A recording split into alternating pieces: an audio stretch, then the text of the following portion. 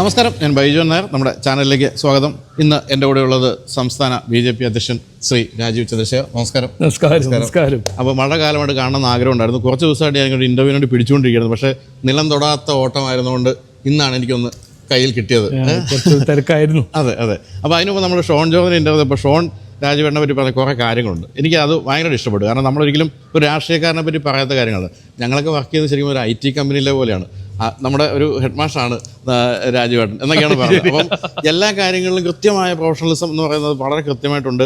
അതുപോലെ എന്ത് പറഞ്ഞാലും നോട്ട് ഇതാ എന്ന് പറയും. കാരണം പറഞ്ഞില്ല എന്ന് പിന്നെ പറയരുതല്ലോ. ഇങ്ങനെ കുറേ കാര്യങ്ങൾ ഷോൺ പറഞ്ഞിരുന്നു. അതെനിക്ക് ഭയങ്കര രസമായിട്ട് തോന്നി. കാരണം നമ്മൾ കണ്ട ഇന്ത്യയിലെ ഏറ്റവും വലിയ കോർപ്പറേറ്റ് സ്ഥാപനത്തിൻ്റെ ഉടമയൊക്കെ ആയിരുന്നു. നമ്മുടെ ഏഷ്യാനെറ്റ് ന്യൂസിൻ്റെ ഉടമയാണ്. അങ്ങനെ പല കോർപ്പറേറ്റ് സെക്ടറുകളിലും ജോലി ചെയ്തിട്ടുണ്ട്. ഒരു പൈലറ്റാണ്. പിന്നെ ഇന്നലെ ഞാൻ ഇവിടെ വെച്ച് ഏഷ്യാനെറ്റ് ന്യൂസിൽ വന്നിട്ട് ഫ്രണ്ട്സ് കണ്ട പേര് പറഞ്ഞു, പ്രധാനമായിട്ടും വണ്ടിക്കാരും ചോദിക്കണം കേട്ടോ, ഭയങ്കര വണ്ടിപ്രാന്തനാണെന്നും പറഞ്ഞു. ആയിരുന്നു അതെ, അതും ചോദിക്കാനുണ്ട്. അപ്പോൾ അങ്ങനെ കുറച്ച് കാര്യങ്ങൾ നമുക്ക് ചോദിച്ച് മനസ്സിലാക്കാം. അപ്പം ഈ പറഞ്ഞ പോലെ എനിക്ക് തോന്നിയിരിക്കുന്ന കാര്യം കേട്ടോ, കേരളത്തിൽ പ്രൊഫഷണലിസം തീരെ ഇല്ലാത്ത ഒരു സെക്ടറാണ് രാഷ്ട്രീയം എന്ന് പറയുന്നത്. അവിടെ ഒരു വളരെ പരമ്പരാഗത രീതിയിൽ ഇങ്ങനെ ഓടിക്കൊണ്ടിരിക്കുന്ന ഒരു സെഗ്മെൻറ്റാണ് രാഷ്ട്രീയം. അവിടത്തേക്ക് പ്രൊഫഷണലിസം കൊണ്ടുവന്നാൽ എത്രത്തോളം അത് വിജയിക്കുമെന്നാണ് രാജുവിൻ്റെ ഒരു ചിന്ത? അല്ല, പ്രൊഫഷണലിസം അല്ല ഞാൻ ഉദ്ദേശിക്കുന്നത് ഒരു അക്കൗണ്ടബിലിറ്റി കൊണ്ടുവരാനാണ്. ഈ അക്കൗണ്ടബിലിറ്റി വന്നാൽ ഓട്ടോമാറ്റിക്കലി മറ്റു കാര്യങ്ങളെല്ലാം ഓട്ടോമാറ്റിക്കായിട്ട് വരും. ഇവിടെ നടക്കുന്നത് വിവാദങ്ങളും ജനങ്ങളെ ഒരു കണ്ണിൽ പൊടിയിടുന്ന ഒരു രാഷ്ട്രീയവും, ഒരു ജനങ്ങളൊരു അപമാനിക്കുന്ന പോലെ, ഒരു വിഡ്ഢി ആക്കുന്ന പോലെ, ഒരു പൊട്ടന്മാരാക്കും പോലെ ഒരു രാഷ്ട്രീയമാണ്. അതിലൊരു അക്കൗണ്ടബിലിറ്റി കൊണ്ടുവന്നാൽ പിന്നെ വികസനം ഇല്ലാത്തൊരു നാട്ടിൽ വികസനം ഒന്ന് ചർച്ച നമ്മൾ തുടങ്ങിയാൽ അതിൻ്റെ നമ്മുടെ രാഷ്ട്രീയ സംസ്കാരത്തിൽ അതിനൊരു പ്രാധാന്യം കൊടുത്താൽ എനിക്ക് തോന്നുന്നു മറ്റേ കാര്യങ്ങളെല്ലാം ഓട്ടോമാറ്റിക്കായിട്ട് വരും. ഇതൊന്നും നടക്കാത്ത സമയത്താണ് എന്തും പറയുക, എന്തും ചെയ്യുക എന്നൊരു രീതിയും ഒരു പെരുമാറ്റവും നമുക്കിപ്പോൾ കാണാൻ കഴിയുന്നതാണ്. ഏറ്റവും കൂടുതൽ പൊളിറ്റിക്കൽ ക്രെഡിബിലിറ്റീനെ ബാധിക്കുന്നത് അതാണ്. അപ്പോൾ ഞാൻ അങ്ങനെ പ്രൊഫഷണലിസമായിട്ട് കാണുന്നില്ല, അക്കൗണ്ടബിലിറ്റിയാണ് നമ്മൾ കൊണ്ടുവരുന്നത്. ഈ കേരളത്തിലേക്ക് വന്നിട്ട് ഇപ്പോൾ 1 വർഷം ആകുന്നുള്ളൂ പ്രധാനമായിട്ടും ഈ ഒരു അധ്യക്ഷൻ എന്നുള്ള നിലയ്ക്ക്. അപ്പോൾ ഇതിനു മുമ്പ് ഡൽഹി രാഷ്ട്രീയത്തിൽ സജീവമായിരുന്നു. എന്താണ് കേരളത്തിലെ രാഷ്ട്രീയത്തിലേക്ക് വന്നിറങ്ങിയപ്പോൾ കാണുന്ന ഒരു സീൻ? ഇത് ശരിക്കും പറഞ്ഞാൽ ഡൽഹി രാഷ്ട്രീയോട് കമ്പയർ ചെയ്താൽ എന്താണ് ഇവിടെ സംഭവിച്ചുകൊണ്ടിരിക്കുന്നത്? അല്ല, ഒരു നല്ലൊരു അതിശയമായിരുന്നു. ഞാൻ ഇവിടെ ആദ്യം ലോക്സഭയിൽ മത്സരിച്ചപ്പോൾ 3 ടേം കോൺഗ്രസ് MP ഒന്നും ചെയ്തിട്ടില്ല. ഇന്നും തിരുവനന്തപുരം എന്ന ഒരു കോൺസ്റ്റിറ്റ്യുവൻസിയിൽ ഒരു തലസ്ഥാനമാണ് തിരുവനന്തപുരം. എന്നിട്ടും എത്ര പേര് അത് രാജാജി നഗറാണോ തീരദേശമാണോ, ഒരു സബ് സഹാറൻ ആഫ്രിക്ക പോലെ ഒരു ലിവിങ് കണ്ടീഷൻ. പിന്നെ MLA ഇവിടെ 10-15 കൊല്ലമായി കുത്തിരിക്കുന്ന MLA ഒന്നും ചെയ്യുന്നില്ല എന്ന് പറഞ്ഞാൽ അവർ പറയല്ല ഞാൻ 1000 കോടി ചെലവാക്കി. അതല്ലല്ലോ കണക്കെന്ന് പറഞ്ഞാൽ എത്ര ജനങ്ങളുടെ പ്രശ്നങ്ങൾ നിങ്ങൾ പരിഹരിച്ചു, അത് പറയാനൊന്നുമില്ല. 1000 കോടി 2000 കോടി നമുക്ക് ഈ അഴിമതിയെല്ലാം നടക്കുമ്പോൾ ഈ കോടി എന്ന് പറഞ്ഞാൽ ജനങ്ങൾ തന്നെ വിചാരിക്കും ഇതിപ്പോൾ അത് പറഞ്ഞിട്ട് എന്ത് കാര്യം, അത് ആര് കീശില പോന്ന്. അപ്പോൾ ഞാനിപ്പോൾ ഇന്ന് MSK നഗർ എന്നൊരു സ്ഥലത്ത് പോയി. അവിടെ കാണുന്ന എല്ലാം പ്രഖ്യാപനമാണ്, ഫ്ലെക്സ്. 30 ലക്ഷം അനുവദിച്ചു, 1 കോടി അനുവദിച്ചു. ഈ ഒരു പൊളിറ്റിക്കൽ സിറ്റിസൺ റിലേഷൻഷിപ്പ് ഞാൻ ഇവിടെ വന്ന് കണ്ടപ്പോൾ ജനങ്ങളെ എങ്ങനെയെങ്കിലും പൊട്ടന്മാരായിട്ട് ട്രീറ്റ് ചെയ്യുന്ന രാഷ്ട്രീയമാണ് ഞാൻ കണ്ടത്. അത് നമ്മൾ മാറ്റണം, അത് മാറ്റിയേ പറ്റൂ. കാരണം ഡെമോക്രസിയിൽ ജനങ്ങളുടെ ആവശ്യങ്ങൾക്ക് വേണ്ടിയിട്ടാണ് ഒരു രാഷ്ട്രീയക്കാരൻ രാഷ്ട്രീയം ചെയ്യുന്നത്. അതൊരു ഫണ്ടമെൻ്റൽ റൂളാണ്. അതല്ലാണ്ട് മറ്റെല്ലാ കാര്യങ്ങളും ചെയ്യുക, പക്ഷെ ജനങ്ങളുടെ പ്രശ്നങ്ങൾ മാത്രം തൊടാണ്ട് ഒരു പ്രചരണം പ്രൊപ്പഗൻഡ രാഷ്ട്രീയം ചെയ്യുന്നത് ഒരു മാറ്റം വരണം എന്നാണ് എൻ്റെ. കാരണം ഈ പോളിറ്റിക്സ് ഓഫ് പെർഫോമൻസ്, ഈ നരേന്ദ്രമോദിജി വന്നിട്ട് കുറച്ച് കൊല്ലം 12 കൊല്ലമായി ആയിട്ടുള്ളൂ. ഇന്ത്യൻ്റെ പൊളിറ്റിക്കൽ ഹിസ്റ്ററി 70 കൊല്ലം 75 കൊല്ലം പൊളിറ്റിക്കൽ ഹിസ്റ്ററി ഉള്ള ഒരു ഇന്ത്യയിൽ 12 കൊല്ലമായിട്ടാണ് നമ്മൾ കാണുന്ന ഒരു പോളിറ്റിക്സ് ഓഫ് പെർഫോമൻസ്. അപ്പോൾ ഒരു രാഷ്ട്രീയക്കാരൻ എന്ത് ചെയ്തു എന്ന് പറയാനും അദ്ദേഹത്തിനെ ചോദിക്കാൻ ഒരു രാഷ്ട്രീയ സംസ്കാരം ഇപ്പോഴാണ് നമ്മൾ കാണുന്നത്. അതിന് മുമ്പ് ഗരീബി ഹട്ടാവെന്നും പറഞ്ഞ് എത്ര പേര് നടന്നതല്ലേ, ഒന്നും ഗരീബി എവിടെയും പോയില്ലല്ലോ, അത് ചോദിക്കാൻ ആരും ഉണ്ടായിരുന്നല്ലോ. അപ്പോൾ അതാണ് ഞാൻ ഏറ്റവും പ്രധാനപ്പെട്ട ഒരു ഇഷ്യൂ ഞാൻ കേരളത്തിൽ കാണുന്നത്. ഒരു പഴയ ലെഗസി രാഷ്ട്രീയം, അത് ജനങ്ങൾക്ക് വേണ്ടി ഒന്നും ചെയ്യേണ്ട, പക്ഷേ ഇലക്ഷൻ്റെ ഒരു 10-15 ദിവസം മുമ്പേ ഒരു വിവാദം സൃഷ്ടിക്കുക, ജനങ്ങളെ ശ്രദ്ധ തിരിച്ച് അവരെ വോട്ട് നേടുക, എന്തും പറയുക, എന്നിട്ട് 10 കൊല്ലം 5 കൊല്ലം ജനങ്ങൾ അത് സഹിക്കുക, കുട്ടികളെല്ലാം പുറത്തു പോവുക. നമ്മളെ ടാലൻറ്റഡ് കുട്ടികളെല്ലാവരും പുറത്തല്ല പോകുന്നത്. അപ്പോൾ ഇവിടെ അവസരങ്ങളൊന്നുമില്ല, ഇൻവെസ്റ്റ്മെൻ്റ് ഒന്നുമില്ല, അതിനെക്കുറിച്ച് ചർച്ച ചെയ്യാനും ആരും തയ്യാറല്ല. പക്ഷേ അതിൻ്റെ ഏറ്റവും വലിയ ഉദാഹരണമായിട്ട് കാണിക്കാവുന്ന ആൾ തന്നെയാണ്. കാരണം US പോയി കമ്പ്യൂട്ടർ സയൻസ് പഠിച്ച് മാസ്റ്റേഴ്സ് കഴിഞ്ഞ് തിരിച്ച് ഇന്ത്യയിലേക്കാണ് വന്നത്. അതെ. ഇവിടെ വലിയൊരു പൊട്ടൻഷ്യൽ കണ്ടെത്തി ഇവിടെ വന്നിട്ട് ചെയ്യായിരുന്നു. അപ്പോൾ ഈ കേരളത്തിൻ്റെ കാര്യം നോക്കി ഇത്രയും വർഷമായിട്ട് 2 മുന്നണികളും മാറി മാറി ഭരിച്ചുകൊണ്ടിരുന്നു. ഏതാണ് കുറച്ചെങ്കിലും ഭേദം എന്ന് BJP അധ്യക്ഷൻ തോന്നുന്നത്? എനിക്ക് അങ്ങനെ തോന്നുന്നില്ല. സോറി ടു സേ, അത് അങ്ങനെ ഞാൻ ആരെയും പേഴ്സണലായിട്ട് അറ്റാക്ക് ചെയ്യുന്ന വ്യക്തിയല്ല. പക്ഷേ രണ്ടും ഫെയിൽഡ് പൊളിറ്റിക്കൽ ഐഡിയോളജീസ്, രണ്ടും. ഇത് മാർക്സിസം എന്ന് പറഞ്ഞ ഐഡിയോളജി ചൈനയിലും USSRലും തോറ്റ ഐഡിയോളജിയാണ്. ഇപ്പോൾ എവിടെയെങ്കിലും ഉണ്ടെങ്കിൽ അത് ക്യൂബയായി ആണ്, വെനസ്വേലയിലായിരുന്നു, ഇന്ന് കേരളത്തിൽ. ക്യൂബന്റെ സ്ഥിതി എല്ലാവർക്കും അറിയാലോ. ഞാൻ 3 മാസം പോയിട്ടുണ്ടായിരുന്നു. അപ്പോൾ ക്യൂബന്റെ സ്ഥിതി എന്താണെന്ന് എല്ലാവർക്കും അറിയാം.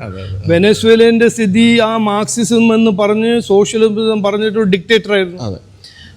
അപ്പോൾ കേരളത്തിൽ ഈ മാർക്സിസമും ഫ്രെഡറിക് എംഗൽസും കാൾ മാർക്സിന്റെ യൂട്ടോപ്പിയ എല്ലാം അതൊരു പണ്ട് കാലത്ത് നമ്മളെല്ലാവരും സ്റ്റുഡൻ്റ് ആവുന്ന കാലത്ത് പഠിച്ച് ഒരു യൂട്ടോപ്പിയനെ കുറിച്ച് ഒരു സ്വപ്നം കാണുന്നതല്ലാണ്ട് പ്രാക്ടിക്കൽ വേൾഡ് ഞാൻ എപ്പോഴും ഒരു പ്രോബിന് എനിക്ക് ഓർമ്മ വരും.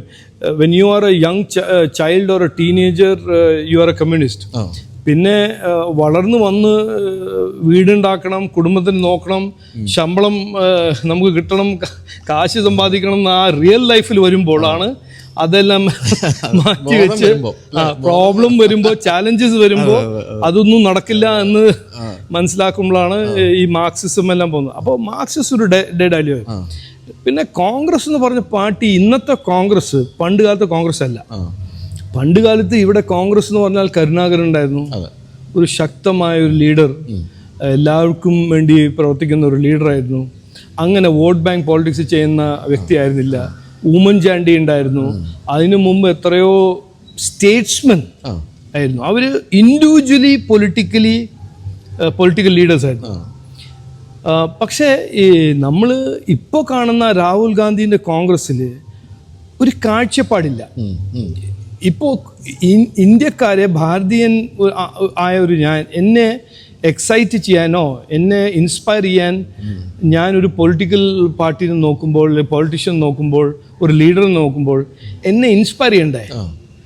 ഇതാണ് ഞങ്ങളുടെ കാഴ്ചപ്പാടിലൊരു ഭാവി, നിങ്ങളുടെ ഭാവി, നിങ്ങളുടെ നാടിൻ്റെ ഭാവി, അല്ലെങ്കിൽ നമ്മുടെ രാജ്യത്തിൻ്റെ ഭാവി.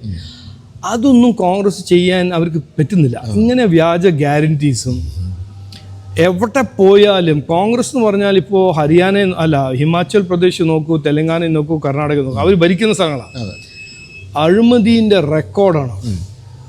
ഡെവലപ്മെൻറ്റിന് കാശില്ല, പാവങ്ങളുടെ സ്ഥിതി വളരെ മോശം. അപ്പോൾ ഇവർ രണ്ടും ഒരു അവസരവാദ പൊളിറ്റിക്കൽ പാർട്ടീസായിട്ട് മാറിയിട്ടുണ്ട്. അതൊരു ട്രാജഡിയാണ്. കാരണം ഇന്ത്യയിൽ ഒരു സ്ട്രോങ് ഓപ്പോസിഷൻ ഉണ്ടാവണം. സ്ട്രോങ് ഓപ്പോസിഷൻ ഉണ്ടെങ്കിലാണ് BJP ഇന്ത്യക്ക് ഒരു കോമ്പറ്റീറ്റീവായിട്ട് പോളിറ്റിക്സ് കളിക്കാൻ പറ്റുക. പക്ഷെ അവരുടെ പോളിറ്റിക്സ് ഇന്നും 80 കൊല്ലം ഇൻഡിപെൻഡൻസ് കഴിഞ്ഞിട്ട് ഇന്നും അവരുടെ പോളിറ്റിക്സ് ഡിവിസീവ് പോളിറ്റിക്സ് ആണ്. അപ്പോൾ അതാണ് എനിക്ക് പറയാനുള്ളത്. ഇത് ഈ നമ്മൾ ഇംഗ്ലീഷിൽ ഒരു വാക്കുണ്ടല്ലോ, ഇവരുടെ സെൽ ബൈ ഡേറ്റ് എല്ലാം എക്സ്പയർ ചെയ്തു. 2 പാർട്ടീൻ്റെ സെൽ ബൈ ഡേറ്റ് കുറേ കാലം മുമ്പ് എക്സ്പയർ ചെയ്താണ്. എന്നിട്ടും അവർ രാഷ്ട്രീയം ചെയ്യുന്നു. അപ്പോൾ ഈ BJP, കേന്ദ്ര ഗവൺമെൻറ് എന്ന് പറഞ്ഞാൽ BJP അഴിമതി വിമുക്തമാണ് പൂർണ്ണമായിട്ടും? അല്ല, നോക്കൂ, പൂർണ്ണമായിട്ട് ഈ ഇന്ത്യയിലോ US-ലോ ഏത് ഡെമോക്രസിയിലോ ആണെങ്കിലും പറയാൻ പറ്റില്ല. അങ്ങനെയൊന്നും ആരും ക്ലെയിം ചെയ്യുന്നില്ല. പക്ഷേ ഞങ്ങളുടെ പോളിസീസ്, BJP NDA നരേന്ദ്രമോദിജിൻ്റെ പോളിസീസ് നോക്കിയാൽ അതെല്ലാം ട്രാൻസ്പെറൻ്റ് ആണ്, ജനങ്ങൾക്ക് വേണ്ടിയിട്ടാണ്. ഫൈനാൻഷ്യൽ സെക്ടർ ഒരു ഉദാഹരണമായിട്ട് പറയുകയാണ്. ഫൈനാൻഷ്യൽ സെക്ടർ 2014 മുമ്പ് എന്തായിരുന്നു? ഒരു ലോൺ കിട്ടണമെങ്കിൽ ആദ്യം ഡൽഹി പോവുക, ബാങ്ക് ആയിരിക്കും ബാംഗ്ലൂരിൽ, ഡൽഹി പോവുക, അവിടുന്ന് ഒരു ഫോൺ കോൾ ചെയ്തിട്ടാണ് ലോൺ കിട്ടുന്നത്. അതുകൊണ്ട് ചിലവർക്ക് ലോൺ കിട്ടും, ചിലവർക്ക് ലോൺ കിട്ടില്ല. ആ ഫോൺ കോൾ ചെയ്യാൻ കഴിവുള്ള ആൾക്കാർക്ക് ലോൺ കിട്ടും. അത് ഇന്നല്ല, അങ്ങനെയല്ലല്ലോ. എല്ലാവർക്കും അതുകൊണ്ടല്ലേ 1,00,000 സംതിങ് സ്റ്റാർട്ടപ്സ് ഒരു ബാക്ക്ഗ്രൗണ്ട് ഇല്ലാത്ത, ഒരു ഗോഡ് ഫാദർ ഇല്ലാത്ത കുട്ടികൾ ഇന്ന് കമ്പനീസ് ഉണ്ടാക്കുന്നു. അപ്പോൾ അങ്ങനെ സിസ്റ്റമിക് കറപ്ഷൻ ഇല്ല. ഇൻഡിവിജ്വൽ കറപ്ഷൻ ഉണ്ടോ ഇല്ലെന്ന് എനിക്ക് ആർക്കും സർട്ടിഫിക്കറ്റ് കൊടുക്കാൻ 140 കോടി ജനങ്ങളുണ്ട്. അതിലെല്ലാവരും ഒരു ഇന്റഗ്രിറ്റി ഉള്ള ആൾക്കാരാണെന്ന് ഞാൻ സർട്ടിഫിക്കറ്റ് കൊടുക്കാൻ തയ്യാറല്ല. അത് ആർക്കും കൊടുക്കാൻ പറ്റില്ല. അപ്പോൾ അതൊന്നല്ല, പക്ഷെ സിസ്റ്റമിക് ഗവൺമെന്റിന്റെ പോളിസി മേക്കിംഗ് ട്രാൻസ്പെറന്റ് ആണ്, ജനങ്ങൾക്ക് വേണ്ടിയിട്ടാണ്. അതിലൊരു സംശയമില്ല. അതൊരു വലിയ മാറ്റമാണ്. ഞാനിതെല്ലാം കണ്ടതാണ്. 2008 പാർലമെന്റിൽ പുതിയ ഒരു MP ആയിട്ട് ഞാൻ 2G സ്കാമിനെ എക്സ്പോസ് ചെയ്ത വ്യക്തിയാണ്. അപ്പോൾ 18 കൊല്ലം എൻ്റെ പിന്നിൽ കോൺഗ്രസ് എന്നെ ഹെറാസ് ചെയ്യാൻ നോക്കിയിട്ടുണ്ട്, ഇന്നും നോക്കുന്നു.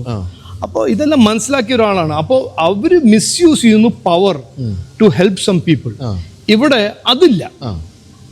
അപ്പോൾ അത് ഒരു വലിയ ഡിഫറൻസ് ആണ്, വലിയൊരു വ്യത്യാസമാണ്. ഈ കേരള സോഷ്യൽ മീഡിയ എന്ന് പറഞ്ഞാൽ ഞാൻ കണ്ടിട്ടുള്ള സോഷ്യൽ മീഡിയകളിൽ ഏറ്റവും എന്താണ് യാതൊരു തരത്തിലുള്ള ഒരു ഇൻറ്റഗ്രിറ്റി ഇല്ലാത്ത ഒരു സോഷ്യൽ മീഡിയ ആണ്. അപ്പോൾ നമ്മൾ എന്ത് കാര്യം പറഞ്ഞാലും അതിൻ്റെ താഴെ പേര് വെക്കാതെയും വെച്ചുമൊക്കെ അങ്ങനെ തെറി വിളിക്കുന്ന ഒരു സമൂഹമായിട്ട് ഒരു പരിധി വരെ മാറിയിട്ടുണ്ട്. ഇത് ശ്രദ്ധിക്കാറുണ്ട് സോഷ്യൽ മീഡിയ വരുന്ന കമന്റ്? നോക്കൂ, അല്ല അത് ചെയ്യാൻ പാടില്ല. നോക്കൂ, ഈ സോഷ്യൽ മീഡിയന്റെ കമന്റ് ചെയ്യാൻ നോക്കിയാൽ അതാണ് ഗ്യാസ് ലൈറ്റിങ്. അത് ഏറ്റവും വലിയ വഴിയാണ് ഗ്യാസ് ലൈറ്റ് ചെയ്യുക. അപ്പോൾ അത് ഇപ്പോൾ AI ടൂൾസ് ഉണ്ടായിക്കഴിഞ്ഞിട്ട് അത് ഭയങ്കര ഓട്ടോമേറ്റഡ് ചീപ്പ് പ്രോസസ്സാണ്. അപ്പോൾ ബിജു എന്തെങ്കിലും ചെയ്യുകയാണെങ്കിൽ, ഇപ്പോൾ ബിജുവിന് എനിക്ക് ഗ്യാസ് ലൈറ്റ് ചെയ്യണമെങ്കിൽ അതൊരു 10 നയാ പൈസ എനിക്ക് സ്പെൻഡ് ചെയ്യേണ്ട ആവശ്യമില്ല. 1000 പേര് ആൻറ്റി ബിജു കമൻറ്റ് വെക്കാൻ ബോട്ട്സ് AI ഏജൻറ്റ് വഴി ചെയ്യാം. പക്ഷെ അത് ചെയ്യണ്ട. നമ്മൾ സോഷ്യൽ മീഡിയയിൽ 2 ഓപ്ഷനാണ്. ഒന്ന്, നമ്മളുടെ ഒരു കാഴ്ചപ്പാട് അല്ലെങ്കിൽ നമ്മുടെ സ്റ്റേറ്റ്മെൻറ്റ് അല്ലെങ്കിൽ നമ്മൾ ഇത് മുമ്പോട്ട് വയ്ക്കുക. ഓക്കെ, എന്നിട്ട് അതിൻ്റെ കമൻ്റ് ഒന്നും അങ്ങനെ വായിക്കേണ്ട ആവശ്യമില്ല. അല്ലെങ്കിൽ ആ കമൻറ്റ് ചെയ്യുന്നവർ റെസ്ട്രിക്റ്റ് ചെയ്യുക. പിന്നെ ക്യൂറേറ്റഡ് ഇന്ററാക്ഷൻ. ഇതാണ് 2 മാർഗം. പക്ഷെ അത് പബ്ലിക്കിൽ ഇട്ട് കഴിഞ്ഞിട്ട് എല്ലാ കമന്റിനും നോക്കി നടന്നാൽ അത് ഒരു മെന്റൽ ഇൽനെസിന്റെ ഏറ്റവും വലിയ ഒരു മാർഗം. അത് ചെയ്യാനും പാടില്ല. അതിന് വേണ്ടിയിട്ടാണ് CPM-ഉം കോൺഗ്രസ് വലിയ ട്രോൾ ആർമി മെയിൻറ്റെയിൻ ചെയ്യുന്നത്. അത് പിന്നെ ഈ AI വന്നു കഴിഞ്ഞിട്ട് അതിന്റെ ആവശ്യമില്ല. അത് ഓട്ടോമാറ്റിക്കായിട്ട് ചെയ്യാനും കഴിയും. അപ്പോൾ ഈ പറഞ്ഞ കേന്ദ്രത്തിൽ നിന്ന് ഇവിടെ എത്തിക്കഴിഞ്ഞപ്പോഴത്തേക്കും ഈ പറഞ്ഞ ഇത്തരം ടാക്ടിക്സിലൊക്കെ കുറച്ച് മാറ്റങ്ങൾ സ്വയം വരുത്തിയോ? അങ്ങനെ ഞാനൊരു ടാക്ടിക് വലിയ പൊളിറ്റിക്കൽ വിദ്വാനൊന്നുമല്ല. ഞാൻ ഒരു സാമാന്യ ബുദ്ധി ഉള്ള വ്യക്തിയാണ്. ജീവിതത്തിൽ എന്ത് ചെയ്താലും കോമൺ സെൻസും പിന്നെ അറിയുന്ന ആൾക്കാരെ കൺസൾട്ട് ചെയ്യുക, അവിടുന്ന് പഠിക്കുക. ഞങ്ങൾ ആദ്യം മുതൽ തീരുമാനിച്ചത് ഈ വികസനം നരേന്ദ്രമോദി ചെയ്തത് 12 കൊല്ലത്തിൽ വികസനം, അതുപോലെ തന്നെ കേരളത്തിലും വികസനം കൊണ്ടുവരണം എന്നാണ് ഞങ്ങൾ മുമ്പോട്ട് വയ്ക്കുന്നത്. അതിൽ വലിയ കോംപ്ലിക്കേഷൻ ഒന്നുമില്ല. കാരണം അത് ഞങ്ങൾ പറയാൻ കഴിയും. അത് ഞങ്ങൾക്ക് ട്രാക്ക് റെക്കോർഡ് ഉണ്ട്, ക്രെഡിബിലിറ്റി ഉണ്ട്. അതാണ് ജനങ്ങളുടെ ആവശ്യം. അപ്പോൾ ഞങ്ങൾ വിവാദത്തിൽ കയറാനോ ഒരു താല്പര്യമില്ല. ആരുടെ എതിരെ പേഴ്സണൽ അറ്റാക്ക് ചെയ്യാൻ താല്പര്യമില്ല. ചെയ്യാൻ സമയവും വേസ്റ്റ് ചെയ്യുന്നില്ല. എല്ലാവരും പോയി കാണുക, ഇതാണ് ഞങ്ങളുടെ കാഴ്ചപ്പാട്, ഇതാണ് ഞങ്ങളുടെ വിഷൻ എന്ന് ഞങ്ങൾ പറയാം. അപ്പോൾ ഈ ആദ്യകാലത്ത് ഇവിടെ വന്ന കാലത്ത് ഒരു പ്രധാന ആരോപണം മലയാളിത്തം കുറവായിരുന്നു എന്നാണ്. പക്ഷേ നിങ്ങൾക്ക് ഗംഭീരമായിട്ട് ഇപ്പോൾ മലയാളം പറയുന്നുണ്ട്. ഞാൻ ഇടയ്ക്കൊക്കെ ആദ്യകാല ഇൻ്റർവ്യൂ കാണുമ്പോഴത്തേക്ക് ഇടയ്ക്ക് മലയാളം ഇങ്ങനെ ഒന്ന് തടയുമായിരുന്നു. പക്ഷെ അത് അല്ല അങ്ങനെയല്ല. ഞാൻ മലയാളിയാണ്, മലയാളം പഠിച്ചതാണ്. സെയിൻറ്റ് പോൾസ് ഹൈസ്കൂൾ കുറിച്ചെറിയൽ മലയാളം പഠിച്ച വ്യക്തിയാണ്. അങ്ങനെ അല്ല. പക്ഷേ നമ്മളുടെ ഡേ ടു ഡേ ലൈഫിൽ ഞാൻ മലയാളം അങ്ങനെ യൂസ് ചെയ്യാൻ ഫ്ലോ ഒന്ന് കുറഞ്ഞേ ഉള്ളൂ. അതെ അത് അല്ല, അതല്ല ഓക്കെ. അത് കോൺഗ്രസ് തന്നെ അറ്റാക്ക് ചെയ്യാൻ തുടങ്ങിയപ്പോൾ ഈ പുള്ളിക്ക് മലയാളം അറിയില്ല, മുണ്ടുകൊടുക്കാൻ അറിയില്ല. അത് ഞാൻ ഞാൻ കൺസീഡ് ചെയ്യാൻ തയ്യാറാണ്. പക്ഷെ വികസനമാണ് ജനങ്ങളുടെ ആവശ്യം. എൻ്റെ മലയാളവും ഉണ്ടല്ലോ. ജനങ്ങളുടെ ആവശ്യം വികസനം, എൻ്റെ വർക്ക് ശൈലി, എൻ്റെ കമ്മിറ്റ്മെന്റ് അല്ലേ അവരുടെ ആവശ്യം. അതിന് കമ്പീറ്റ് ചെയ്യാൻ ഞാൻ തയ്യാറാണ്. ബാക്കി മുണ്ടും കുർത്തയും മലയാളവും അതെല്ലാം ഞാൻ അവർക്ക് കൺസീഡ് ചെയ്യാൻ തയ്യാറാണ്. എങ്കിൽ പോലും കേരളത്തിൽ ഇപ്പോൾ CPM ഒക്കെ പിടിച്ചു നിൽക്കുന്ന തീപ്പൊരി പ്രസംഗം വെച്ചിട്ടാ എല്ലാ നേതാക്കളും തീപ്പൊരി പ്രസംഗം വെച്ചാൽ ഇങ്ങനെ ആവേശഭരിതരാക്കുന്ന തീപ്പൊരി പ്രസംഗം അത് കാലം കഴിഞ്ഞു. അക്കോർഡിംഗ് ടു മീ ആ ഒരു ഒറേഷനും വലിയ കാൾ മാർക്സും ഞാൻ എവിടെയോ ഇവരെല്ലാം ശരിക്കും ഞാൻ ഏറെ റെസ്പോൺസിബിലിറ്റി പറയണേ. ഇവരെല്ലാം സ്റ്റക്കാണ് ഒരു ഡൈനോസോർ ഏജിൽ. ഇന്ന് ആർക്കാണ് ഇത് ഒരു റെലവെന്റ്? നമ്മളിങ്ങനെ കാൾ മാർക്സും ക്ലാസ്ലെസ് സൊസൈറ്റി പറഞ്ഞു കൊടുക്കാൻ ആരാണ് ഇത് കേൾക്കാൻ പോകുന്നത്? ഇന്നത്തെ ഒരു ആവറേജ് യുവ ക്ലാസ്ലെസ് സൊസൈറ്റിനെ കുറിച്ച് ആരും ആലോചിക്കുന്നുണ്ടോ? അവർ എന്താണ് അവരുടെ ചിന്ത? എനിക്ക് എന്ത് സ്കിൽസ് ഞാൻ പഠിക്കണം, എവിടെയാണ് എനിക്ക് ജോബ് അവസരം കിട്ടാൻ പോകുന്നത്, ഞാൻ AI-യിലും സെമി കണ്ടക്ടറും ടെക്നോളജിയിലും മറ്റു മേഖലയിലും എന്താണ് എനിക്ക് പഠിക്കേണ്ടത്, എവിടെ പഠിക്കാൻ കഴിയും, ഇതല്ലേ. പണ്ട് കാലത്ത് ഇത് ഒരു വലിയ ഒരു മൂവ്മെന്റ് ആയിരുന്നു ലെഫ്റ്റ് ഈക്കോസിസ്റ്റമിന്റെ. ഈ ക്ലാസ് വാറും യൂട്ടോപ്പിയയും ഷേഗുവേരയും ഫിഡൽ കാസ്ട്രോയും ഓക്കെ എല്ലാം ചരിത്രം പഠിക്കണം, നോ ഇഷ്യൂ. പക്ഷെ അതിൽ ചരിത്രമല്ല നമ്മളുടെ ജീവിതം. ചരിത്രം പഠിക്കുക, മനസ്സിലാക്കുക, സൈഡിൽ വെക്കുക. അത് നമ്മളെ ലൈഫ് മിഷൻ ആക്കരുത്. ഈ നേരത്തെ നടന്ന കുറച്ച് കാര്യങ്ങളാണ്. അപ്പോൾ നമ്മളിപ്പോൾ ഈ പലപ്പോഴും CPM അധികാരത്തിൽ ഇല്ലാത്ത കാലഘട്ടത്തിൽ കണ്ണൂർ എപ്പോഴും ഒരു ചോരക്കളാകുന്ന പരിപാടിയുണ്ട്. ഇപ്പോഴും ആൾക്കാർ പ്രതീക്ഷിക്കുന്നത് ഇപ്പോൾ CPM പ്രതിപക്ഷത്തേക്ക് പോയാൽ ഇനിയും അത് ഉണ്ടാകുമെന്നാണ്. അന്ന് BJPയും ഒപ്പം നിന്നിട്ടുണ്ട് അവിടെ ചോരക്കളിയുടെ കാര്യത്തിൽ. ഉറപ്പ് തരാൻ പറ്റുമോ ഇവിടെ ഇനി കണ്ണൂർ അങ്ങനെ ഒരു BJP ഒരു ചോരക്കളമാക്കില്ല എന്ന്? നോക്കൂ, ഞങ്ങൾക്ക് അങ്ങനെ അതിൽ താല്പര്യമില്ല. ഞാൻ ആരോ എന്നോട് ചോദിച്ചപ്പോൾ പറഞ്ഞ് ഞങ്ങൾ 100% പൊളിറ്റിക്കൽ മിഷൻ ഡെവലപ്മെൻ്റാണ്. കോൺഫ്രണ്ടേഷൻ, വിവാദം, അതിലൊന്നും ഞങ്ങൾക്ക് താല്പര്യമില്ല. പക്ഷേ ആരെങ്കിലും തുടങ്ങിയാൽ അത് ഞങ്ങൾ കംപ്ലീറ്റ് ചെയ്യും, അത് ഫിനിഷ് ചെയ്യും. ഞങ്ങൾ അത് തുടങ്ങാൻ താല്പര്യമില്ല. പക്ഷെ ഞങ്ങൾ ആരെങ്കിലും അറ്റാക്ക് ചെയ്താൽ, അത് പേഴ്സണൽ അറ്റാക്കോ വയലൻ്റ് അറ്റാക്കോ ഫിസിക്കൽ അറ്റാക്കോ ഇമോഷണൽ അറ്റാക്കോ ഗ്യാസ് ലൈറ്റിങ്ങോ ചെയ്താൽ അത് ഞങ്ങൾ വിടില്ല. അതിൻ്റെ ഒരു ഉദാഹരണം ഞാൻ പറഞ്ഞുതരാം. കുറച്ച് ദിവസം മുമ്പേ നമ്മുടെ പ്രധാനമന്ത്രി കൊച്ചി വരുന്നു, ഞങ്ങൾ പ്രോഗ്രാം ഇനോഗ്രേറ്റ് ചെയ്യുന്നു. അതിന് വരുമ്പോൾ മുഖ്യമന്ത്രിനെ ഇൻവൈറ്റ് ചെയ്യുന്നു, മുഖ്യമന്ത്രിൻ്റെ ഒപ്പം മന്ത്രിമാരെ ഇൻവൈറ്റ് ചെയ്യുന്നു. ആ വരുന്ന ദിവസം നമ്മുടെ പ്രധാനമന്ത്രിയാണ് വരുന്നത്. നാടിന് വേണ്ടി പ്രോഗ്രാംസ് ഇനോഗ്രേറ്റ് ചെയ്യുന്നു, ഇൻഫ്രാസ്ട്രക്ചർ ഇനോഗ്രേറ്റ് ചെയ്യുന്നു. ഒരു മന്ത്രി വരുന്നു, പറയുന്നു എന്നെ ഇൻവൈറ്റ് ചെയ്തില്ല, ഞങ്ങൾ ബഹിഷ്കരിക്കാൻ പോവാണ്. അപ്പം അന്ന് ഞാൻ പറഞ്ഞു, ഒരു റിപ്ലൈ കൊടുത്തു, മരുമകന് വരേണ്ട ആവശ്യമില്ല, അങ്ങനെ അച്ഛൻ വരുമ്പോൾ മരുമകന്. ഞാനത് പേഴ്സണൽ അറ്റാക്ക് ചെയ്യാനല്ല എൻ്റെ ആഗ്രഹം. പക്ഷേ നമ്മുടെ പ്രൈം മിനിസ്റ്റർ എല്ലാം വിട്ട് ഇവിടെ വരുമ്പോൾ, അത് നാടിന് ഗുണത്തിന് വരുമ്പോൾ നമ്മൾ അങ്ങനെ അപമാനിക്കാൻ പാടില്ല, ബൈക്കോട്ട് ചെയ്യാൻ പാടില്ല, ഒരു വിവാദം സൃഷ്ടിക്കാൻ പാടില്ല. അവിടെ പോവുക. അങ്ങനെ ഒരു മന്ത്രിന്റെ അറ്റൻഡൻസിന്റെ ഒരു വലിയ ആവശ്യം ഉണ്ടെങ്കിൽ ചീഫ് മിനിസ്റ്ററിന്റെ എഴുത്തല്ലോ, I request you to allow so and so to, അതൊന്നും ചെയ്തില്ല. അപ്പൊ അങ്ങനെ ഞങ്ങൾക്ക് ഒരു പേഴ്സണൽ വയലൻസ് അങ്ങനെ ഒന്നും താല്പര്യമില്ല. ഞങ്ങളുടെ മിഷൻ എന്ന് പറഞ്ഞാൽ വികസിത കേരളമാണ്. വികസിത കേരളത്തിൽ ഇതിന് ഒരു ഭാഗവുമില്ല, ഒരു റോളും ഇല്ല. വികസിത കേരളം, വിശ്വാസ സംരക്ഷണം, സുരക്ഷിത കേരളം, ഇതാണ് ഞങ്ങളുടെ മിഷൻ. അതിനുവേണ്ടി ഞങ്ങൾ കാര്യങ്ങൾ ചെയ്യും. ഏറ്റവും കൂടുതൽ യുവാക്കളുള്ള ഒരു നാടാണ് കേരളം, മൊത്തത്തിൽ ഇന്ത്യ തന്നെ. ഇപ്പോൾ ഇത്രയും കാലമായിട്ട് ഈ ഇലക്ഷൻ പ്രചരണത്തിൻ്റെ ഭാഗമായിട്ട് യുവാക്കളുമായിട്ടൊക്കെ ഇൻട്രാക്ട് ചെയ്യുമ്പോൾ കേരളത്തിലെ യുവാക്കൾ എന്താണ് പറയുന്നത്? എന്താണ് അവരുടെ ഒരു വളരെ ഡിസപ്പോയിൻറ്റിംഗ് ആണ്. ഈ നമ്മുടെ യുവാക്കളാണ് നമ്മളുടെ രാജ്യത്തിൻ്റെ ഊർജ തരേണ്ടത്. ഒരു നാടിനൊരു എനർജി ഉണ്ടെങ്കിൽ അത് വരേണ്ടത് യൂത്ത് ജനറേഷനാണ്, പുതിയ തലമുറയിലാണ് അവർ ആ എനർജി വരുന്നത്. പക്ഷെ ഇവിടെ 100% ഓപ്പോസിറ്റാണ്. ഇവിടെ യുവാക്കളുടെ ഏറ്റവും പ്രധാനപ്പെട്ട വിഷയം എന്ന് പറഞ്ഞാൽ അവർക്ക് അവസരങ്ങളില്ല. അവർ ഒരു 30 വയസ്സിൻ്റെ മുമ്പ് തന്നെ അവർ ഡെസ്പോണ്ടൻ്റാണ്. അതാവാൻ പാടില്ല. ഒരു കുട്ടി, ഒരു യൂത്ത് എന്ന് പറഞ്ഞാൽ ഫുൾ ഓഫ് ഓപ്റ്റിമിസം ആയിരിക്കണം, ഒരു പോസിറ്റിവിറ്റി ആയിരിക്കണം അവരുടെ ജീവിതത്തിൽ. ഇതൊരു പെട്ടെന്ന് സ്കൂൾ കഴിഞ്ഞ് ഉടനെ അവരെ ഒരു ഡെസ്പോണ്ടൻറ്റും നെഗറ്റിവിറ്റിയിൽ കൊണ്ടുവരുന്ന ഒരു സാഹചര്യമാണ് നമ്മൾ കാണുന്നത്. അത് മാറ്റണം. അതൊന്ന്. അതിൻ്റെ അപ്പുറം മറ്റൊരു കാര്യം ഭയങ്കര ഡേഞ്ചറസ് ആണ്. ഇതിന് ചർച്ച ആരും ചെയ്യുന്നില്ല. ഈ ഡ്രഗ്സും ലഹരിയും ഡിപ്രഷനും വയലൻസും എല്ലാം കോറിലേറ്റഡാണ്. ഇപ്പോൾ എഡ്യൂക്കേഷൻ ക്യാമ്പസിൽ ഡ്രഗ്സിൻ്റെ ഡ്രഗ്സിൻ്റെ കേസസ് അല്ല, ഡ്രഗ് പെഡ്ലിങ്ങിൻ്റെ ഒരു ഈക്കോസിസ്റ്റം, അതിൻ്റെ വളർച്ച, ഇതെല്ലാം കുട്ടികൾക്ക് ഗുണമല്ല. ഞാൻ ഇവിടെ വന്ന് ലോക്സഭേൻ്റെ ഇലക്ഷൻ്റെ സമയത്ത് മുതൽ ഇന്ന് വരെ എത്രയോ ലെറ്റേഴ്സ് ഓഫ് റെഫറൻസ് കൊടുത്തിട്ടുണ്ട്. അമ്മമാർക്കും അച്ഛന്മാർക്കും അവരെ കുട്ടികളെ പുറത്തു പോയി പഠിക്കണം എന്നൊരു ആഗ്രഹിക്കുന്ന കുട്ടികളുണ്ട്. കാരണം അവർക്ക് ഇവിടെ കോളേജിൻ്റെ ക്വാളിറ്റി മാത്രമല്ല, കോളേജിൽ നടക്കുന്ന വയലൻസും ലഹരിയും ഡ്രഗ്സിൻ്റെ ഒരു വലിയ പേടി. അതുകൊണ്ട് കുട്ടികളെ പുറത്തയക്കണം എന്ന് അവരുടെ ഒരു ആവശ്യം, ഒരു ആഗ്രഹം. അപ്പോൾ ഇത് നമ്മൾ യൂത്തിന്, ഞാൻ എപ്പോഴും പറയാം, ഒരു നാടിൻ്റെ വികസനത്തിൻ്റെ ഏറ്റവും പ്രധാനപ്പെട്ട ഫാക്ടറാണ് ടാലൻറ്റ്, ആ നാടിൻ്റെ ടാലൻറ്റ്. ആ നാടിൻ്റെ ടാലൻറ്റ് കണ്ട് മനസ്സിലാക്കിയിട്ടാണ് നിക്ഷേപം വരുന്നത്. പക്ഷെ നാടിൻ്റെ ടാലൻറ്റ് പോകുന്നത് അവസരങ്ങളെ തേടിയിട്ട് പോകും. അപ്പോൾ ഒരു പൊളിറ്റിക്കൽ ലീഡർഷിപ്പ് അവരെ ടാലൻറ്റഡ് ആക്കിയില്ലെങ്കിൽ അതിൻ്റെ ഒപ്പം ആ ടാലൻ്റ് ആക്കിയ കുട്ടിക്ക് ഒരു അവസരം ഇവിടെ സൃഷ്ടിച്ചില്ലെങ്കിൽ ആ ടാലൻറ്റ് പുറത്തെവിടെ പോയിട്ട് ഇക്കണോമിക് ആക്ടിവിറ്റി ക്രിയേറ്റ് ചെയ്യും. അപ്പോൾ അങ്ങനെയാണെങ്കിൽ ഇൻവെസ്റ്റ്മെന്റ് എല്ലാം ആ സ്റ്റേറ്റിൽ പോകും.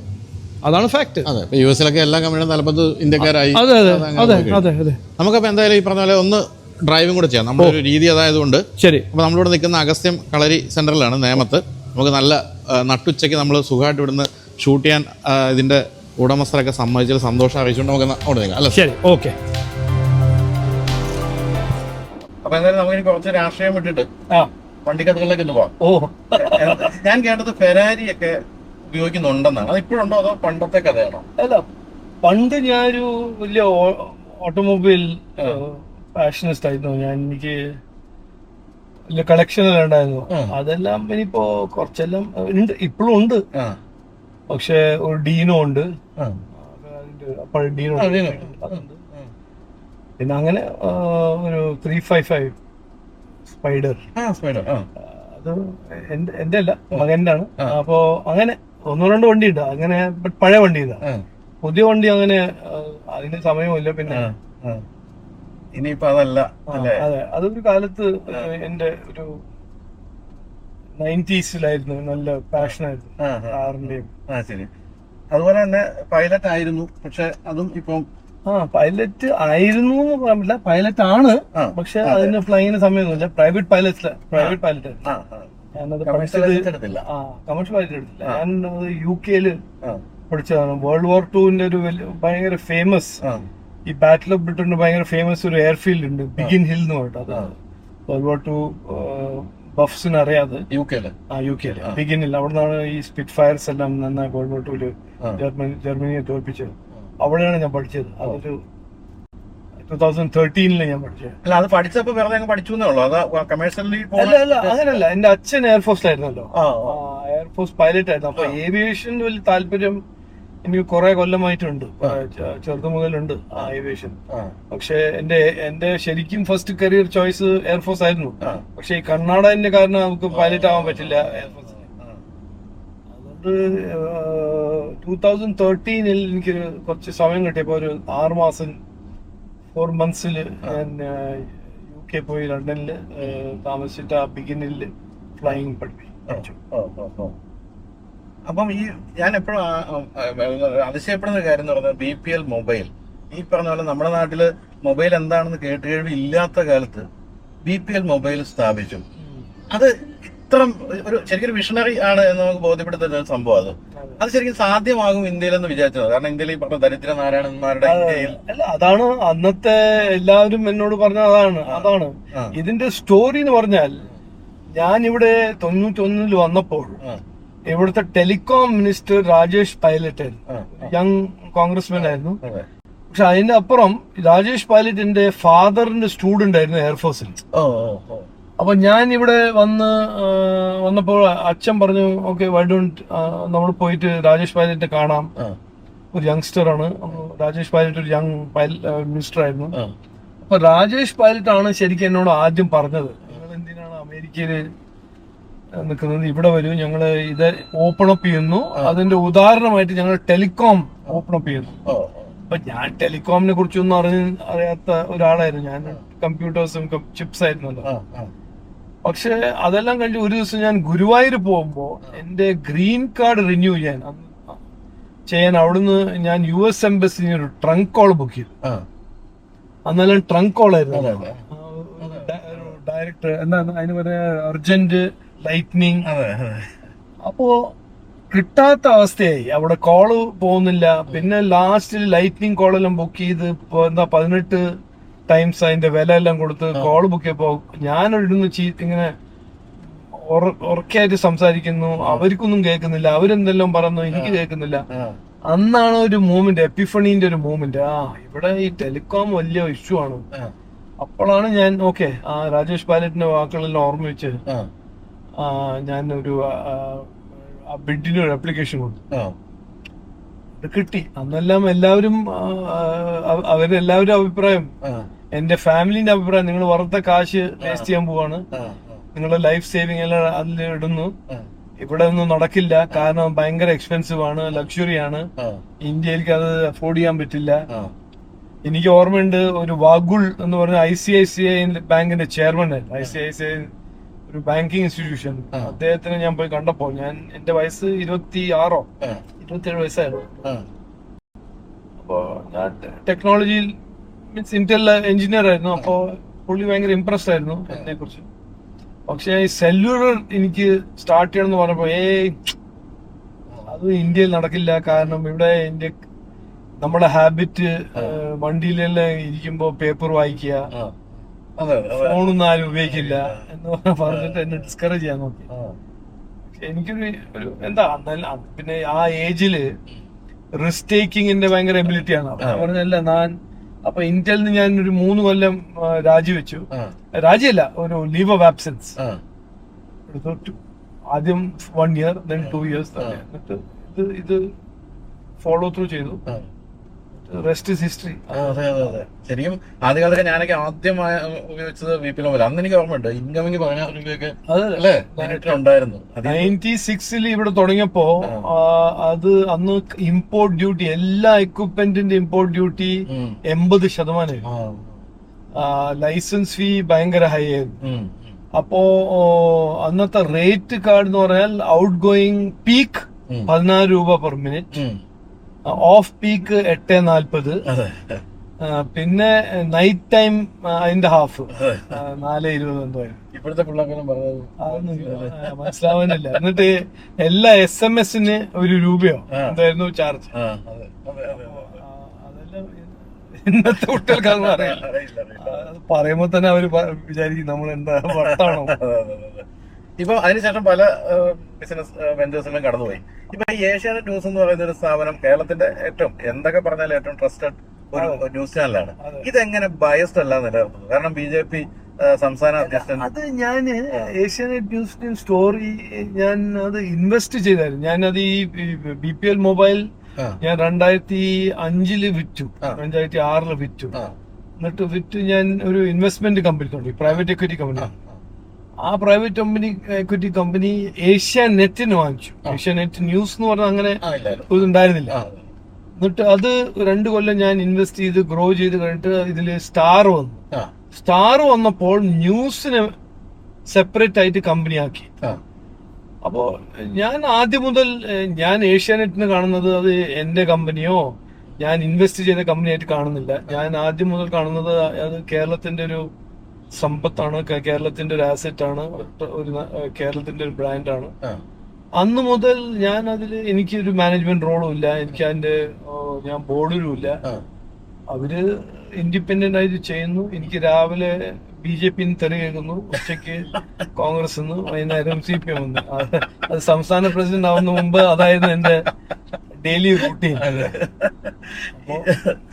പക്ഷെ ഞാൻ അതിനെ മാറ്റാൻ എനിക്ക് താല്പര്യമില്ല. കാരണം അത് ഞാൻ ഇപ്പോഴും ഏറെ സിൻസിയറിറ്റിയോട് പറയാണ്, അത് ഞാൻ കാണുന്നത് കേരളത്തിന്റെ ഒരു ആസെറ്റും കേരളത്തിന്റെ ബ്രാൻഡായിട്ടാണ്.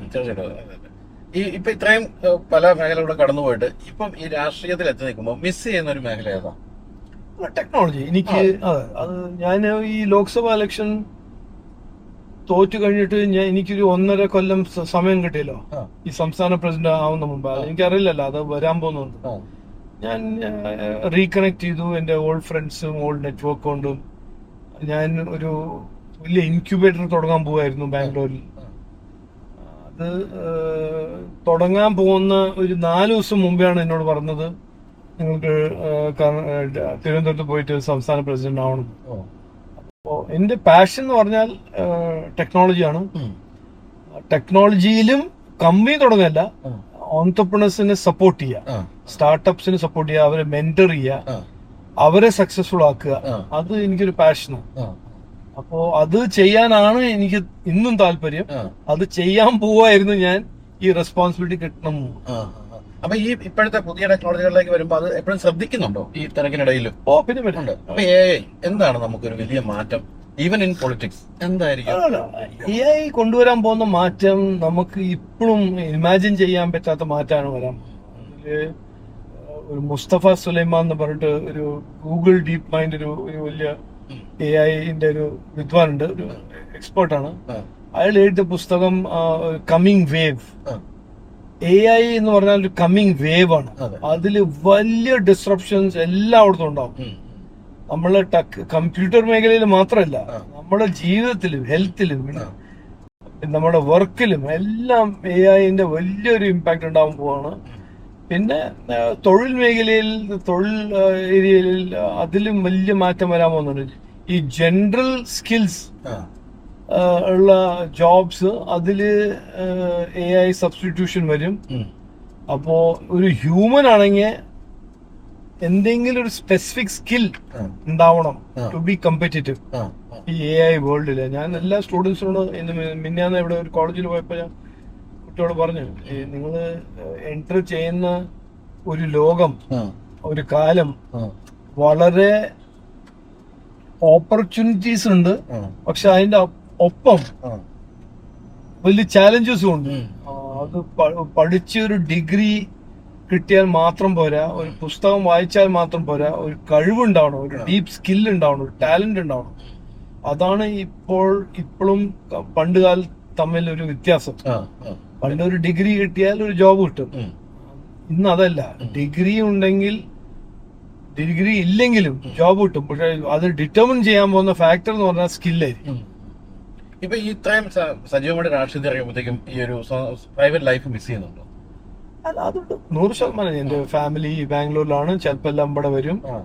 പിന്നെ ഞാൻ പറഞ്ഞില്ലേ, വായിക്കാനും എന്റെ ടെക്നോളജിയും ഫ്ലൈയിങ്ങും മ്യൂസിക് എല്ലാം മിസ് ചെയ്യും. അതെല്ലാം ഓക്കെ.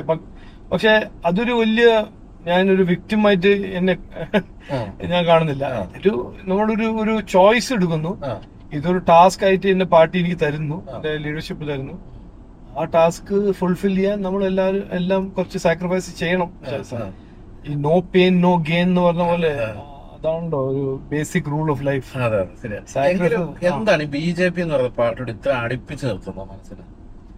അല്ല, എനിക്ക് ഏറ്റവും പ്രധാനപ്പെട്ട ഒരു ഇഷ്യൂ എന്ന് പറഞ്ഞാൽ നാട് നന്നാവണം എന്നാണ്. ഞാൻ പുറത്ത് വർക്ക് ചെയ്ത ആളാണ്, ഇവിടെ വർക്ക് ചെയ്ത ആളാണ്, എത്രയോ ലോകത്തിൽ ഇറങ്ങിയ ആളാണ്. ഇന്ത്യൻസിന് ഇന്ന് കിട്ടുന്ന റെസ്പെക്റ്റും ഇന്ത്യനെ കുറിച്ച് ആ ബഹുമാനവും ഇന്ത്യന്റെ പൊട്ടൻഷ്യലിനെ കുറിച്ച് ഇങ്ങനെ ഒരു അവയർനെസ് ലോകത്തിൽ ആദ്യമായിട്ടാണ് ഞാൻ കാണുന്നത്. ഞാൻ ഇതിനു മുമ്പും ട്രാവൽ ചെയ്തിട്ടുണ്ട്, ഇതിനു മുമ്പും പുറത്തായിരുന്നു. പക്ഷെ ഇന്ന് ഒരു ഇന്ത്യൻ യുവാവിനെ കുറിച്ച് ഉള്ള ഒരു ബഹുമാനം ലോകത്തില് ഇതിനു മുമ്പ് ഉണ്ടായിട്ടില്ല. ഞാനൊരു ഉദാഹരണമായിട്ട് പറയാം. ഞാനൊരു ഡെലിഗേഷൻ ഓഫ് സ്റ്റാർട്ടപ്സ് എടുത്തിട്ട് UK പോയി, പ്രൈം മിനിസ്റ്റർ അയച്ചായിരുന്നു. അവിടെ പോയപ്പോൾ ഒരു സൺഡേ ബോറിസ് ജോൺസൺ ആയിരുന്നു പ്രൈം മിനിസ്റ്റർ. അപ്പൊ എന്റെ ഒപ്പം ഒരു 28 സംതിങ് സ്റ്റാർട്ടപ്സ് ഉണ്ടായിരുന്നു, യങ്സ്റ്റേഴ്സ് ആയിരുന്നു, എല്ലാ യങ്സ്റ്റേഴ്സ്. അപ്പോ ബോറിസ് ജോൺസന്റെ ഒപ്പം ബ്രേക്ക്ഫാസ്റ്റ് കഴിക്കുമ്പോൾ അവരുടെ കോൺഫിഡൻസും അവരുടെ ഒരു പ്രൈം മിനിസ്റ്റർ മുമ്പ് സംസാരിക്കുമ്പോൾ അവരുടെ കോൺഫിഡൻസും ആത്മവിശ്വാസവും കണ്ടിട്ട് ബോറിസ് ജോൺസൺ എന്റെ കൈ പിടിച്ച് പറഞ്ഞു, Rajiv, what is Narendra Modi feeding your children? അപ്പൊ ഞാൻ പറഞ്ഞു, he is not feeding them anything, he is only giving them confidence and supporting them. അപ്പോ അതാണ്. അപ്പൊ അവിടെ ഇരിക്കുന്ന ഞാൻ, മന്ത്രിയായ ഞാൻ, എനിക്ക് കിട്ടിയ ആ ഒരു ഒരു പ്രൈഡ് ഉണ്ടല്ലോ. ഇവരെല്ലാം കാണുമ്പോ, കുട്ടികളെ കാണുമ്പോ ഇങ്ങനെ കോൺഫിഡൻസ് കൊണ്ട് ലോകത്തിന്റെ വേൾഡ് സ്റ്റേജിൽ ഇങ്ങനെ അവര് പെർഫോം ചെയ്യുമ്പോ, സക്സീഡ് ചെയ്യുമ്പോ, അതാണ് ഇപ്പോഴത്തെ ഇന്ത്യ. എനിക്ക് ഏറ്റവും വലിയ റീസൺ പോളിറ്റിക്സിൽ ഇതാണ്. എനിക്ക് വേറെ ഒരു അജണ്ട ഇല്ല. ഞാൻ ഇവിടെ വന്നപ്പോ ഞാൻ പറഞ്ഞാണല്ലോ, എനിക്ക് വലിയ നേതാവാനോ ഇന്നതാവാനോ ഒരു താല്പര്യമില്ല. ഞാൻ 3 തവണ MP ആയതാണ്, ഞാൻ മന്ത്രിയായി. അത് എന്റെ സ്വപ്നത്തിനേക്കാൾ എത്ര കൂടുതൽ എനിക്ക് കിട്ടിയിട്ടുണ്ട് പോളിറ്റിക്സ് നിന്ന്. എനിക്കിപ്പോ ഇന്ന് ഇതെല്ലാം വിട്ടുപോയിട്ട് വീട്ടിലിരുന്നാലും എനിക്ക് സന്തോഷം. പക്ഷെ ഇവിടെ എനിക്ക് ഒരു റിസൾട്ട് ഉണ്ടാക്കി ഈ നാടിനെ നന്നാക്കാൻ ഒരു ഡയറക്ഷനിൽ കൊണ്ടുപോകാൻ ഒരു അവസരം കിട്ടിയിട്ടുണ്ട്. അത് ചെയ്ത് കാണിച്ചാൽ എനിക്ക് സന്തോഷം ഉണ്ടാവും. അത് ആണ് ഇന്ന് എന്നെ മോട്ടിവേറ്റ് ചെയ്യുന്നത്. ഈ അപ്പാർട്ട് ഫ്രം BJP പൊളിറ്റീഷ്യൻസ്, ആരെയാണ് ആദരിക്കുന്ന രാഷ്ട്രീയ നേതാക്കൾ മറ്റു പാർട്ടികളാണെങ്കിലും? അല്ല, എനിക്ക് അങ്ങനെ എല്ലാ പാർട്ടീസിലും ഒരു റിലേഷൻഷിപ്സും ഫ്രണ്ട്ഷിപ്സും ഉണ്ട്. ഞാൻ റെസ്പെക്ട് ചെയ്യണമെങ്കിൽ ആ വ്യക്തിയിൽ എന്തെങ്കിലും ഒരു ക്വാളിറ്റി ഉണ്ടാവണം, എന്നെ ഇൻസ്പയർ ചെയ്യണം, അദ്ദേഹത്തിന് എന്തെങ്കിലും പഠിക്കാനുണ്ടാവണം. വെറുതെ ഞാൻ അങ്ങനെ റെസ്പെക്ട് ചെയ്യുന്നത്. ഫോർ എക്സാമ്പിൾ ഉമ്മൻചാണ്ടിനെ എനിക്ക് വളരെ ഇഷ്ടമുണ്ടായിരുന്നു. അദ്ദേഹം ഭയങ്കര ഹ്യൂമിലിറ്റി, ഈ കേരളത്തിൽ കാണാത്ത ഹ്യൂമിലിറ്റി കടക്ക് പുറത്തൊന്നും ഒരിക്കലും അല്ല, ഒന്നും പറയില്ല. അങ്ങനെ ഒരു ഡീസൻസി, പോളിറ്റിക്സും ഡീസൻസി ഇന്ന് കാണാൻ കഴിയുന്നില്ല നമുക്ക്. അവിടെ ഇല്ല, ഇത് ഒരു ഡെഫിസിറ്റാണ്. അപ്പൊ അതെല്ലാം അദ്ദേഹം ഭയങ്കര ഡീസന്റ് ആണ്. എനിക്ക് അങ്ങനെ അറിയില്ല അദ്ദേഹത്തിനെ, പക്ഷെ കൂടുതൽ അറിയില്ല. ബട്ട് അച്യുതാനന്ദൻ എനിക്ക് വളരെ ബഹുമാനം ഉണ്ടായിരുന്നു. 1-2 തവണ കണ്ടിട്ടുണ്ട് ഞാൻ അദ്ദേഹത്തെ. പിന്നെ ഇ.കെ. നായനാർ, കരുണാകരൻ, ഇവരെല്ലാം ഞാൻ കണ്ടിട്ടുണ്ട് യൂത്ത് ആവുമ്പോ. 25-26 ആ ഏജിൽ ഇവരെല്ലാം കണ്ടിട്ടുണ്ട്. അപ്പോ ഇവരെ കുറിച്ചെല്ലാം എനിക്ക് വളരെ റെസ്പെക്ട് ഉണ്ട്. അങ്ങനെ ഐഡിയോളജിക്കലി ഞങ്ങൾ അലൈൻഡ് അല്ലെങ്കിലും അവര് ഡീസന്റ് ഹ്യൂമൻസ് ആണ്. അവരുടെ പോളിറ്റിക്സും നമ്മുടെ പോളിറ്റിക്സും വ്യത്യാസം ഉണ്ടെങ്കിൽ അവരുടെ ഡീസൻസി, അവരുടെ ജെന്റിൽമാൻലി ബിഹേവിയറിൽ അവരുടെ ബഹുമാനമുണ്ട്. ഇന്നത്തെ ജനറേഷനിൽ അങ്ങനെ ആരും ഞാൻ കാണുന്നില്ല. അങ്ങനെ വലിയ ബഹുമാനം. പിന്നെ ഡൽഹിയില് ചിലവരുണ്ട് മറ്റേ പാർട്ടീസിനല്ല. പക്ഷെ കേരളത്തിൽ എനിക്ക് അങ്ങനെ ആരും പറയാൻ ഒന്നുമില്ല. സോറി. അപ്പൊ എപ്പോഴും നമ്മുടെ പ്രധാനമന്ത്രിയായിട്ട് ഇന്ററാക്ട് ചെയ്യുന്ന ആളെന്നുള്ളതിലേക്ക് എന്താണ് അദ്ദേഹത്തിന്റെ മനസ്സിലുള്ള കേരളത്തെ പറ്റിയുള്ള ഒരു കാര്യം? അത് കേരളം പിടിച്ചെടുക്കുക ഭരണപരമായിട്ടെന്നുള്ളതിനപ്പുറത്തേക്ക് അതല്ല, ഈ പിടിച്ചെടുക്കാന്നെല്ലാം അദ്ദേഹത്തിന് മനസ്സില്ല. അങ്ങനെ പിടിക്കാനോ താക്കോലോ പൂട്ടോ ഒന്നും ഇതെല്ലാം ഇവരുടെ മനസ്സിലാണ്. ഒരു വികസനം ഇവിടെ കൊണ്ടുവരണം. നമ്മൾ വെറുതെ എന്തിനാണ് ഈ ജമാഅത്തെ ഇസ്ലാമി, SDPI പോലെ പോളിറ്റിക്സ് എല്ലാം ചെയ്യുന്നത്? അത് അല്ലല്ലോ നമ്മുടെ ഈ 2026 ആൾക്കാരെയും ജനങ്ങളുടെ ആവശ്യം. ഒരു വൈബ്രന്റ് സൊസൈറ്റി, വൈബ്രന്റ് ഇക്കോണമി ഉണ്ടാക്കണം. ഞാൻ മിനിസ്റ്ററിന് വെയിറ്റിംഗ് ആയിരുന്നു നമ്മുടെ G20 സമയത്ത്. അപ്പോൾ ഞാനാണ് റിസീവ് ചെയ്തത് ഇദ്ദേഹത്തിന്, UAE റൂളർ റിസീവ്. അപ്പൊ എന്റെ മുണ്ട് കണ്ടപ്പോ അദ്ദേഹം എന്നോട് പറഞ്ഞു, you are from Kerala, you are Malayali. അപ്പൊ ഞാൻ പറഞ്ഞു, ഐ ലവ് മലയാളീസ്. അപ്പോ ഇതെല്ലാം കേൾക്കുമ്പോ മലയാളികളുടെ കുറിച്ച് എല്ലാവരും നന്നായി സംസാരിക്കുന്നു. നമ്മളുടെ ഗോഡ്സ് ഓൺ കൺട്രിയിൽ എത്ര ചരിത്രമുണ്ട്, ഹിസ്റ്ററി ഉണ്ട്. പക്ഷെ നമ്മുടെ പോളിറ്റിക്സ് ആണ് നമ്മളെ ബാധിക്കുന്നത്. അതാണ് ഏറ്റവും പ്രധാനപ്പെട്ട ഒരു ടൂ മച്ച് പൊളിറ്റിക്സ് ഒന്നും വേണമെങ്കിൽ പറയാം. ഫുൾ ടൈം പോളിറ്റിക്സ് ആണ്. പോളിറ്റിക്സ് എന്ന് പറഞ്ഞാൽ ഞാൻ ഇവിടെ വന്നപ്പോൾ എന്നോട് പറഞ്ഞു, ഞാൻ എന്റെ ഒരു ആദ്യത്തെ പ്രസ് കോൺഫറൻസ്, 2ാമത്തെ പ്രസ് കോൺഫറൻസിൽ മാധ്യമത്തോട് ഞാൻ പറഞ്ഞു, എനിക്ക് വിവാദങ്ങളിൽ കയറാൻ താല്പര്യമില്ല, ഞാൻ പോസിറ്റീവായിട്ട് ക്യാമ്പയിൻ ചെയ്യാൻ പോകുന്നു, എന്റെ മെസ്സേജ് ഇങ്ങനെ പോസിറ്റീവ് ആകുമ്പോൾ എന്നോട് ഒരു ജേർണലിസ്റ്റ് പറഞ്ഞു, സീനിയർ ജേർണലിസ്റ്റ്, പിന്നെ നിങ്ങൾ ഇവിടെ ഫ്ലോപ്പ് ആവും. Okay, flop. അങ്ങനെ ഞാനിപ്പോ എന്റെ സക്സസ് ആക്കാൻ ഞാൻ എന്റെ പെരുമാറ്റം ചേഞ്ച് ചെയ്യാൻ പോകുന്നില്ല. അത് ഞാൻ ചെയ്യില്ല. എന്റെ DNA എത്താള്, എന്റെ ഇൻട്യൂഷനും എന്റെ എക്സ്പീരിയൻസിൽ എന്ത് എനിക്ക് പറയാൻ ആഗ്രഹമുണ്ട് അത് ഞാൻ പറയും, അത് ഞാൻ ചെയ്യും. അല്ലാണ്ട് ഒരു പൊസിഷന് കിട്ടാൻ ഞാൻ ഒരു വലിയ ഒരു സെപ്പറേറ്റ് ന്യൂ പേഴ്സണാലിറ്റി ഉണ്ടാക്കും, അതൊന്നും ഞാൻ ചെയ്യില്ല. അപ്പൊ നമുക്ക് ഏറ്റവും പുതിയ തെരഞ്ഞെടുപ്പിലേക്ക് വരികയാണെങ്കിൽ എന്താണ് ഒരു വികസനം? എപ്പോഴും നമ്മളിപ്പം എല്ലാം ശരിയാക്കി തരാന്ന് പറഞ്ഞു വന്ന CPM ഒന്നും ശരിയാക്കിയിട്ടില്ല. പക്ഷെ നമ്മളൊരു വികസനം മുന്നോട്ട് വെക്കുന്നു എന്ന് പറയുന്നതിന്റെ 2-3 പോയിന്റ്സ് പറയാം. ആദ്യത്തെ പോയിന്റ് എന്ന് പറഞ്ഞാൽ ഒരു comprehensive jobs revolution. Jobs revolution എന്ന് പറഞ്ഞാൽ വെറുതെ ഒരു മുദ്രാവാക്യം. പക്ഷെ 4-5 സെക്ടറിൽ, അത് technology, manufacturing, tourism, agriculture and agro based, ഈ 4-5 സെക്ടറിൽ ഒരു വലിയൊരു ജോബ് റെവല്യൂഷൻ കൊണ്ടുവരിക. അതിനുവേണ്ടി ഇൻവെസ്റ്റ്മെന്റ്, പബ്ലിക്കും പ്രൈവറ്റ് ഇൻവെസ്റ്റ്മെന്റ് കൊണ്ടുവരിക. ഇതാണ് ആദ്യത്തെ ഇഷ്യൂ. അപ്പൊ അതിന്ന് വരും ജോബ്സും, അതിന്ന് വരും അവസരങ്ങൾ. രണ്ടാമത്തത് നമ്മളുടെ എഡ്യൂക്കേഷനും ഹെൽത്ത് ഇക്കോസിസ്റ്റം കംപ്ലീറ്റ് റീവാമ്പ് ചെയ്യുക. എഡ്യൂക്കേഷൻ ഇക്കോസിസ്റ്റമിൽ സ്കില്ലും വൊക്കേഷണൽ ബേസ് എഡ്യൂക്കേഷൻ സ്കൂളിൽ തന്നെ തുടങ്ങുക. കോളേജസിന്റെ ലാബ്സ് എല്ലാം ഒരു ആധുനീകരണം, സ്കൂളിന്റെയും ലാബ്സും ഫെസിലിറ്റീസ് അതിൽ മോഡേണൈസേഷൻ, ഡ്രഗ് ഫ്രീ സ്പേസസ് ആയിരിക്കണം സ്കൂളും കോളേജസും, സേഫ് ആയിരിക്കണം, അവിടെ വയലൻസ് ഒന്നും ഉണ്ടാവാൻ പാടില്ല. ഇത് നമ്മളെ ടാലന്റ് ഫാക്ടറീസ് ആയിട്ട് മാറണം നമ്മുടെ സ്കൂളും എഡ്യൂക്കേഷൻ ഇക്കോസിസ്റ്റം. അപ്പൊ അത് രണ്ട്. മൂന്നാമത്തത് സോഷ്യൽ വെൽഫെയർ നമ്മൾ കോംപ്രിഹെൻസീവ് ആയിട്ട് നമ്മൾ റീബിൽഡ് ചെയ്യാനാണ് നമ്മളെ ആഗ്രഹം. അതിൽ എല്ലാവർക്കും ഹെൽത്ത് ഇൻഷുറൻസ് ഉണ്ടാവണം.